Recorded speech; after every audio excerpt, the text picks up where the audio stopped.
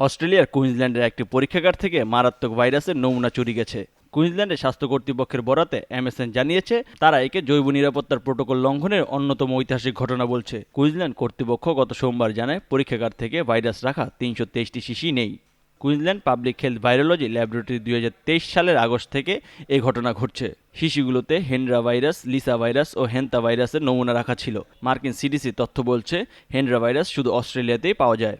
এটা মূলত genetic virus, যা জেনেটিক রোগ ছড়ায়। এটি সংক্রামক রোগ, যা প্রাণী থেকে মানুষে ছড়িয়ে পড়তে পারে। লিসা ভাইরাস হচ্ছে রেবিস গোত্রের ভাইরাস, যাতে জলাতঙ্কের প্রাদুর্ভাব বাড়তে পারে।